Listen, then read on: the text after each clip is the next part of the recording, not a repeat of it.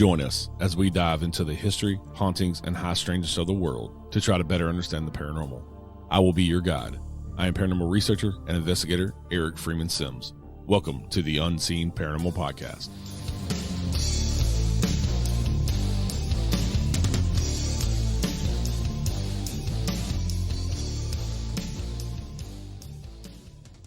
Hey everybody, thank you for tuning in. Today we welcome back paranormal investigator, researcher, and author Mike Ricksecker.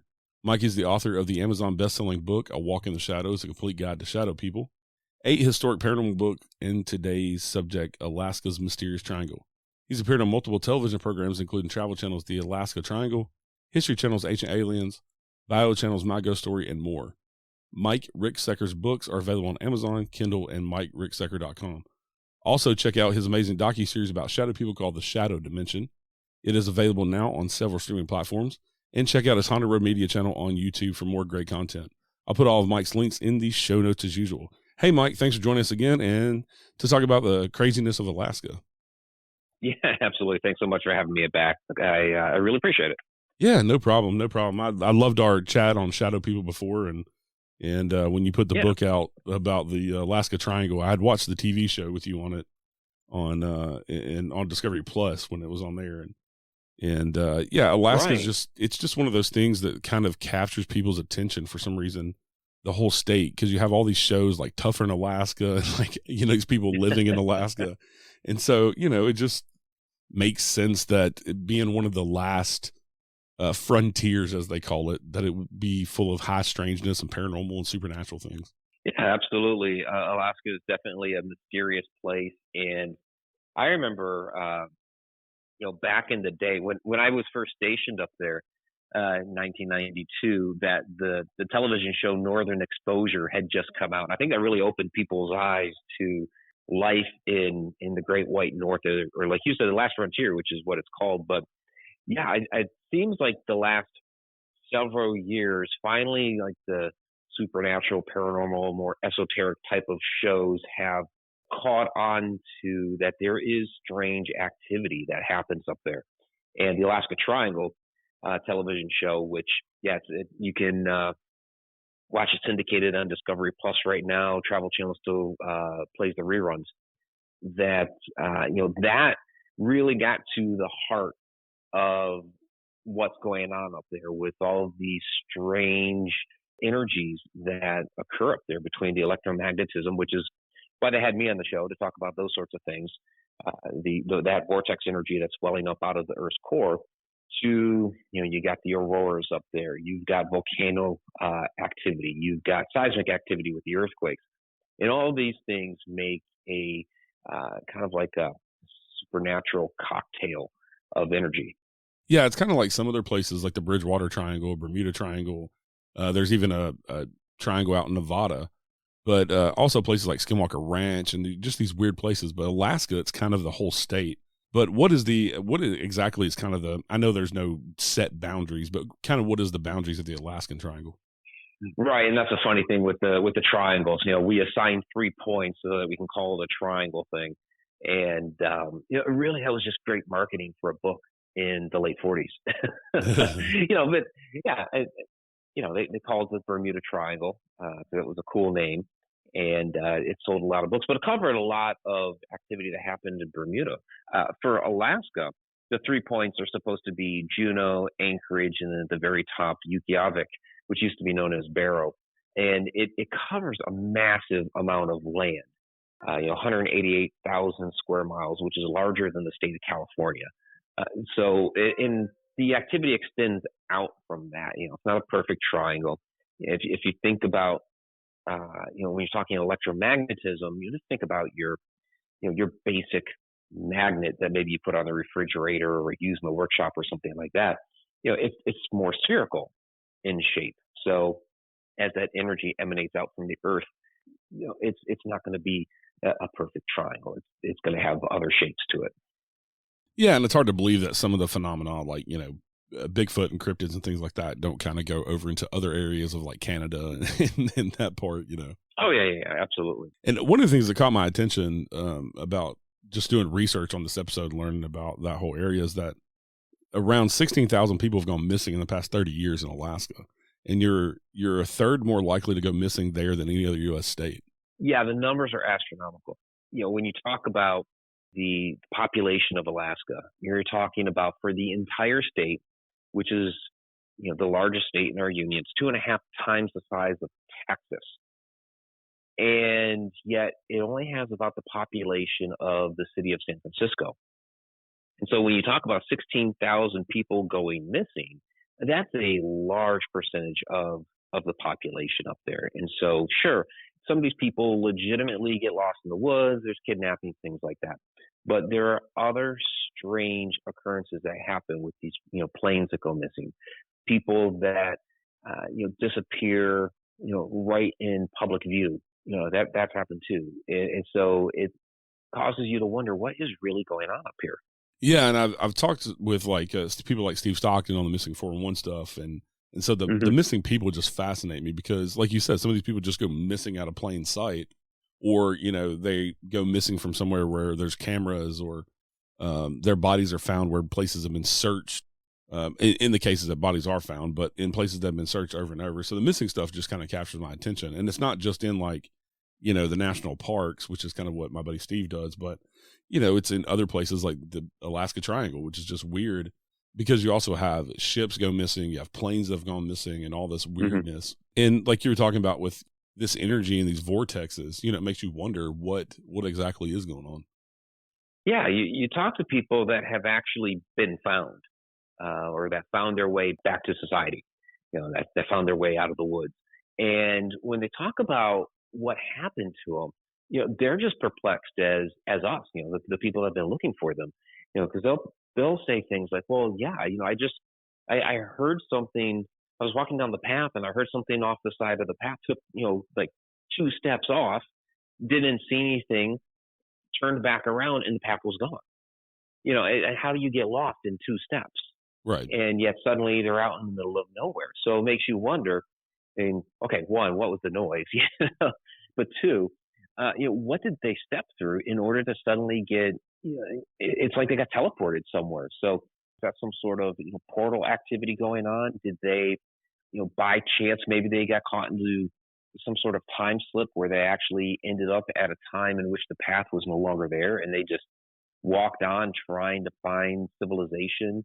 And then when they finally came back out of that time slip, maybe they, that's when they were able to find civilization. So there's a lot of possibilities that could be going on here. Yeah, and another phenomenon that kind of you don't necessarily hear about, but like the Bermuda Triangle is kind of famous for, is the missing planes. Even some military planes have gone missing, just kind of out of thin air. Yeah, the most famous missing persons case up there is the Boggs baggage disappearance. That was a small Cessna plane, but he was the House Majority Leader, Hale Boggs. This was 1972, and Nick Begich was the Alaskan congressman. There were 2 others on the plane, and flying through the Portage Pass, where going from Anchorage to Juneau, that's pretty much the basic route that everybody takes, and they just poof, they went missing. It was the largest search and rescue mission at that time that was launched. Hundreds of thousands of square miles were searched. Thousands of people were out there searching. They utilized spy planes. It was a massive operation, and nothing was ever found. To this day, still nothing has ever been found. Other planes have gone down in the area, and there's just been nothing. And even large planes. It was a little Cessna, but even large planes. 1950 is a massive Douglas Skymaster, just crossing out of Alaska into Yukon territory in Canada around the Snag area. All of a sudden it went missing. And again, they had, it was a joint operation between U.S. and military forces. They were in the middle of joint military exercises at the time. So they pulled thousands of personnel off of those exercises, had them out there looking. Again, they utilized airplanes to search as well. And nothing was ever found. And the kicker there is that about a month later, there was a smaller plane that went down to the area, and they were able to find that right away. But this huge, massive Douglas Skymaster, nothing. And some people, there's a couple of different theories. One, of course, did this thing pass through some sort of a portal? Did it end up in some other place in space time? But there are also before and after, like within a day or two, on either side of the disappearance, there were UFO sightings. So some people suspect that maybe UFOs had something to play in this as well. Yeah, and with the missing people stuff, I find that maybe it's a kind of a whole amalgam of different explanations like time slips or portals. But then you also, of course, have natural things because there's lots of wild animals, there's bears and things like that in Alaska. Yeah, so it's not like all 16,000 since 1988, are all, slipping through a portal or something like that. Yes, you do have. Some people are found. They venture out into the woods, and I forget the one individual's name, but he was found in some sort of abandoned bus out there, frozen to death, and so stuff like that does happen. But it's not going to be all 16,000. And by the way, 16,000 is the number as of a couple of years ago. It's the statistic we keep throwing out there because we've been saying it for the last couple of years, but that number keeps growing.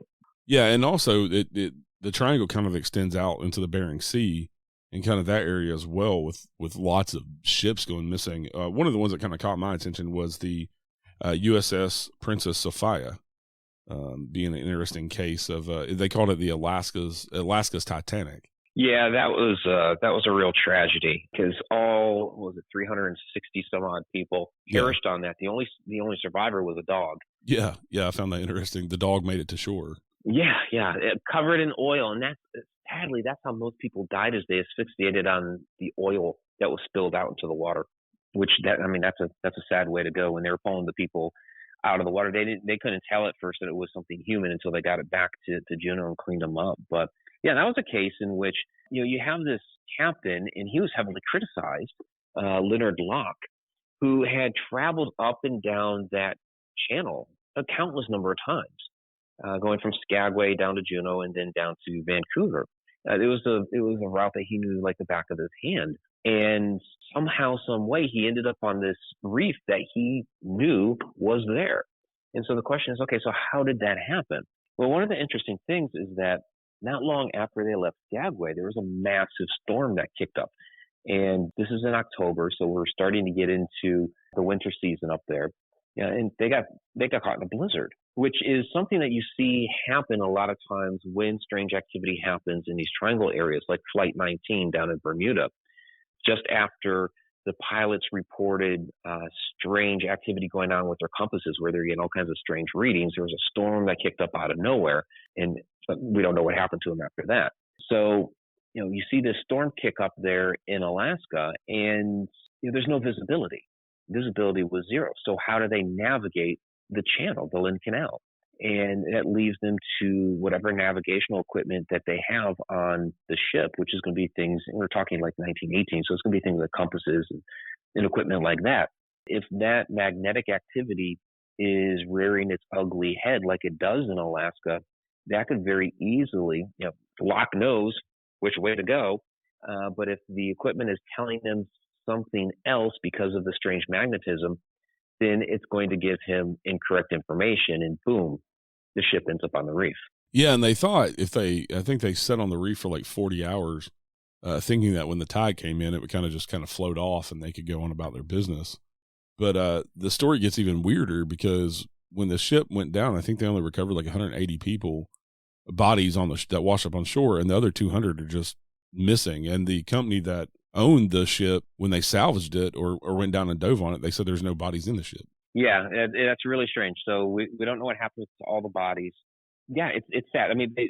It's a real tragedy with what happened to those people. Between, okay, you have people that were lost, loved ones have no idea what happened to them.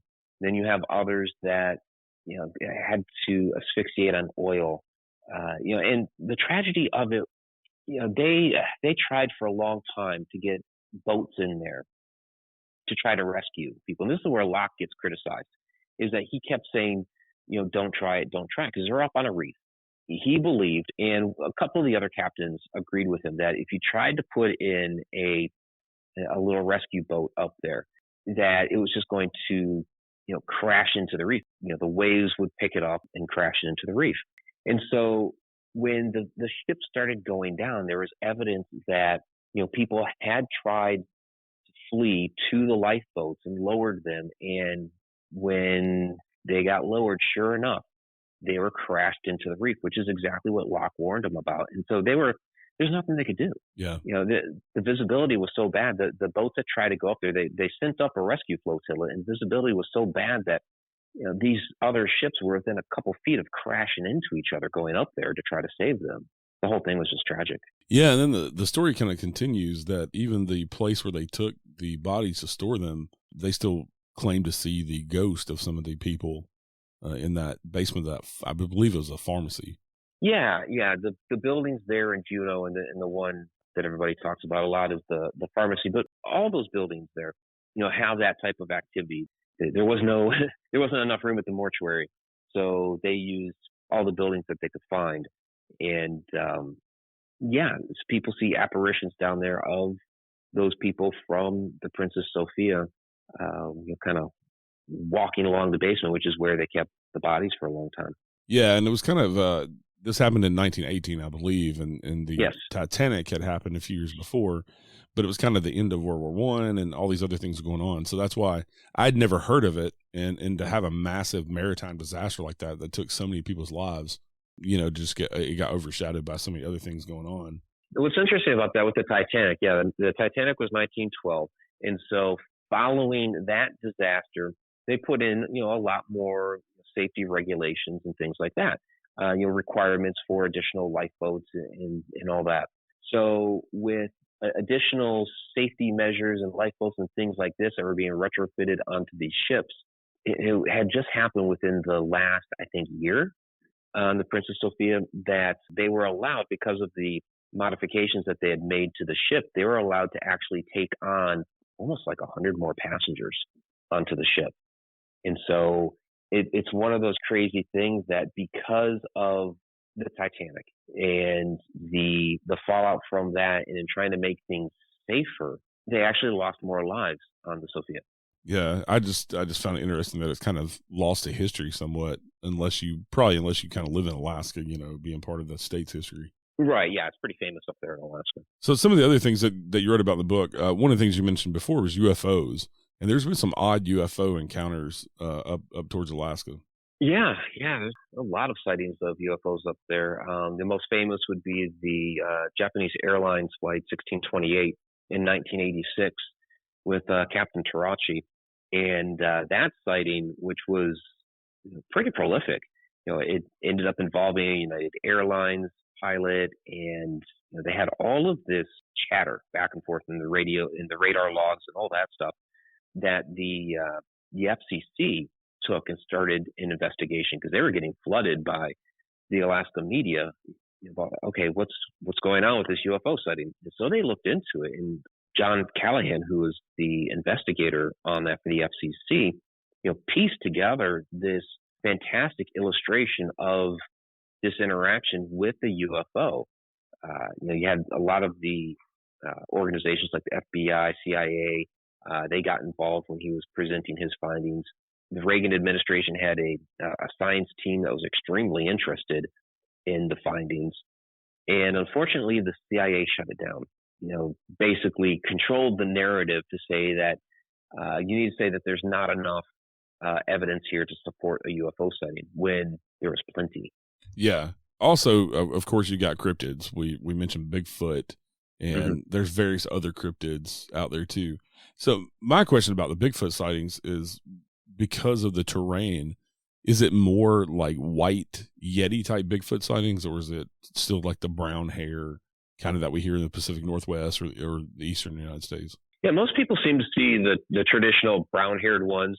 There's a couple of variations to it, like the hairy man or the bushman or things like that. But basically, we're all talking about different types of Sasquatch, and maybe there are different species of Sasquatch or what have you. But yeah, they seem to be more the traditional brown type.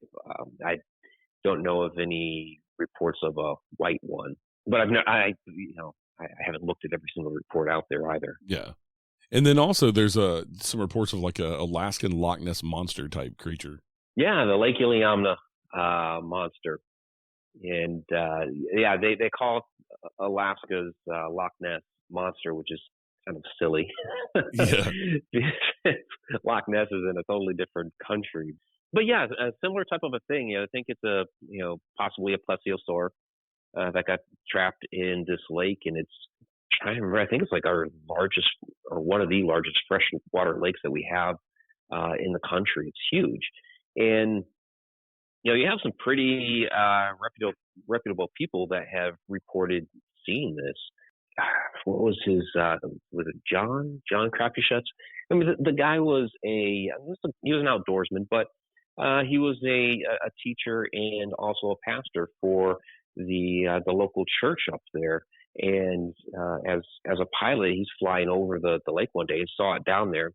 He radioed one of his buddies on shore who had basically one of those float planes. Put the float plane onto the water, track this thing down through some hooks into the water, and these are massive hooks. And the monster caught a hold of it, dragged the plane across the lake, knocked the guy right off of the float plane because he was still kind of, I guess, standing on the thing on the outside of it. He got knocked off, had to swim back to shore. When they finally found his plane, it was a total wreck, and the hooks had been bent straight. So, wow. Yeah. So apparently this thing is pretty huge and strong. Yeah, if that was, I mean, that would have to be, like the size of a blue whale or something to do something like that. Yeah. Yeah, that's pretty crazy. And I wasn't aware of that. I think it was that Josh Gates show, Expedition X, that went up there looking for the lake monster. That's the only time I've seen that on TV, I think. But yeah, pretty interesting that, and it goes along with a lot of these cryptid legends. They're seen around the world, so there has to be some sort of truth behind it. And there's still lots of things that we haven't. I'm sure that lake hasn't been explored pretty much at all because it's pretty deep and it's a big like glacial lake. And just like kind of Loch Ness, it hasn't been explored because it's so big. And there's things that could be hiding there that we just haven't discovered yet. Oh yeah, absolutely. Yeah, it's big, it's huge, it's deep. It's also very remote. It's just a handful of people that live up there, small towns, and so they don't really have a reason to explore it the way other places have been. Yeah, and that's like with the Bigfoot and other cryptids as well roaming around. I mean, there's so much undiscovered, unexplored places in Alaska that things like that could hide easily. Just like the Pacific Northwest. I mean, the Pacific Northwest is kind of a drop in the bucket compared to the size of Alaska. Oh yeah, Alaska is huge, and that's one of the things I think people kind of forget about is when they take a look at the map of the United States, they see Alaska kind of tossed down there in the corner, a little sidebar map, but the place is massive. There's so many areas up there that are unexplored, and one of the interesting ideas that have come out of there is, not just, like Sasquatch or Kushtaka or whatever, the idea that there may actually be some small herds of woolly mammoth that may still be lurking out there. With as unexplored and remote as Alaska is, it's always possible that, just like Sasquatch, there's a couple of woolly mammoths still hanging around out there. That would be something awesome to rediscover, the woolly mammoth, because they've talked for years in science about, bringing them back because they can use elephants or whatever. But that would be definitely something to discover. Yeah, it's kind of an interesting idea. And, the deterrence of that, we'll say, well, you're not really making a woolly mammoth. What you're doing is you're altering the DNA of an elephant. You're adding some fatty deposits and some hair, so it's not really a woolly mammoth. So we'll see what ends up happening with that. There's a reason why the woolly mammoth went extinct, and it could be that we try to bring them back just for them to die off again. Yeah. I don't know how I feel about that. Yeah, but to find a living herd, a small, a big enough breeding population to kind of keep them alive out somewhere like that would be amazing. Yeah, that would be fantastic. I mean, we find other species, new species of animals all the time, and it's not that they just suddenly, came into existence. They've been around for a while. We just end up discovering them new because maybe a body washed up on shore. Like there was was a bottlenose, some sort of bottlenose whale that washed up on shore in Alaska a couple of years ago, that never been previously discovered. So there's a lot out there that we just still don't know about our world. Yeah. And you're kind of famously known in the paranormal world as kind of the shadow person. I don't want to say expert because I don't think you can kind of be it, but in the phenomenon of shadow people, the research, you're kind of the go-to guy when it comes to shadow people. What kind of stuff with shadow people did you find in Alaska? Yeah, it was one of those cases where I was up there for 3 years as a young airman, and it's not like I was running paranormal investigations or anything like that up there. Even though I had a paranormal investigation when I was a teenager, I had no idea that's what I was doing at the time. But I was in the basement of the Alaskan Command Building. That's where basically I was stationed for a couple of years within that facility. It's a secure communications center sort of thing. But the back offices, which is where we mostly saw this activity, we saw shadow activity all the time down there.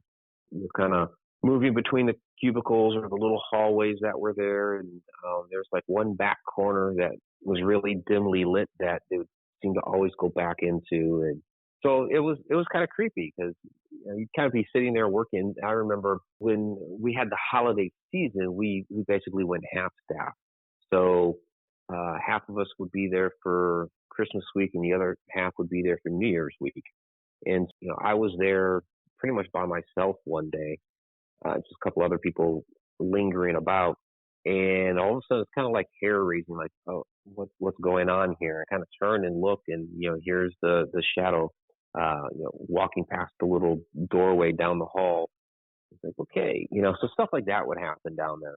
But there are other, locations throughout Alaska that's just same as down here where people are reporting shadow activity at some of these different haunted locations. What I always like to ask this question, especially for books like this, because there's so much weird stuff in the book, period. But for you, the author and the researcher, what do you think is maybe one of the weirdest things that you come across in Alaska that maybe necessarily you haven't seen anywhere else? That's a loaded question. There's a lot of weird stuff that happens in Alaska. I mean, I was up there one time when an engine fell off an airplane that was taking off out of the Anchorage airport. That was totally bizarre. Yeah. It was like maybe 1,200 feet in the air or something like that, and the engine just fell right off the plane and smashed into a supermarket parking lot. Wow. Fortunately, somehow nobody was hurt. It crashed in the backside of the parking lot. The shrapnel that fell off the plane, and some of it fell into people's apartments and homes and things like that around the area. Nobody got hurt. People were like walking into their bedrooms, and there's like this piece of shrapnel that dropped through the roof and into their floor.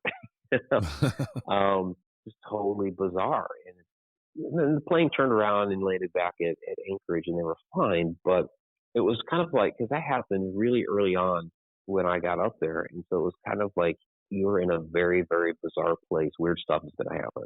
Yeah, only in Alaska. I think there was a TV show called that too. Only in Alaska. Yeah, well, and that was something that we would say when we were up there, and that was kind of being introduced that they were like only in Alaska type moments. And so yeah, if there's a show called Only in Alaska, they must have talked to somebody from up there and told them, hey, that's the term that we use. Yeah. So you just put this book out the end of last year, I believe. And last October. So it's about a year old now. Yeah. So what do you have on the back burner coming up? Any more books? I love the Shadow Dimension docuseries you did. Thank you. I love the way that you did it, and it's no fluff, no BS. You just straight to the point, and you caught some pretty amazing things in the show as well. Yeah, there's some interesting things that happened. We have I'm working on Shadow Dimension season 2 in the editing process for that, which is taking a long time because I've been running around all over the place and haven't been able to get to it as much as I would like. But I was hoping to have that out by the end of this year. It's going to be beginning of next year because it's just too late in the year now. So that's in the works, and I'm always working on another book. So the one I'm working on right now is Connecting the Universe. So those that are familiar with the Connected Universe portal will kind of know where I'm going with that book. So that's where I'm linking all of this different strange phenomena that occurs here on Earth, occurs out in the cosmos, occurs on the ethereal plane, and even getting into ideas of consciousness, alternate dimensions. So that's it's a lot of work, but it's very interesting. Some of the topics I'll be covering in that. Yeah, and the more that I've over the years talked about the paranormal and dove in, the more everything's connected. It's just we don't understand the connections most of the time.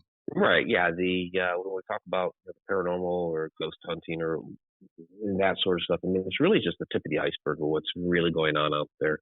And so it's it's kind of evolved over the years. I've kind of viewed doing a paranormal investigation and all that. It's kind of like the gateway into much deeper things that are going on within the universe. Yeah, it's definitely a strange world that we live in, a strange universe we live in. But I thank you for coming on today. Everybody can find your books on Amazon, Kindle, and at your website, MikeRicksecker.com. And I'll put all those links in the show notes. Also, then go check you out on YouTube at your Haunted Road Media YouTube page. Yeah, MikeRicksecker.com, ConnectedUniversePortal.com, and I'm on all the social media and the Haunted Road Media YouTube channel, which soon it's a project for later this fall and into the winter. That's going to get a rebrand to just straight Mike Ricksecker channel, because we're doing a lot more than just hauntings out there with that now. So there's people who have gone to that have seen a lot of videos on Egypt and Ireland and things like that. So it's we're going in a lot of different directions than just the hauntings. Yeah, and I've seen you've been kind of all over the world this year with going to Egypt and checking out weird things over there and just kind of everywhere. Yeah, absolutely. We have another tour with Egypt coming up here in February. There's still some openings for that. And registration we're getting down to the wire because the registration for that is only open until some day in November. I can't remember which day, but it's October and we're getting down to the wire there. And then we also have an Alaska cruise next September 1st through 8th. So people can, when they go to my website or the Connected Universe portal site, they can find those tours there. All right, Mike, thank you so much for coming on today and chatting about all the strangeness stuff. I really appreciate it. Absolutely. Thanks again so much. All right, everybody, stay safe out there. Have a good day. We'll see you next time. Join us next time for a new episode of The Unseen Paranormal. Until then, head over to the Unseen Paranormal Lounge on Facebook for all the latest updates and discussions about the show. You can also find us on Instagram, Twitter, or at unseenparanormalpodcast.com. And please rate, review, share, and subscribe to help more people discover the show. The Unseen Paranormal Podcast is proud to be the ambassador for paranormal for Verbal.com. A big thank you to my friend Chris Lips for the awesome theme music. You can find more of his music on Apple, Amazon, or Spotify. And as always, thank you for listening. You have come to the end of the line. Whoa. I can feel you as you pass the other side.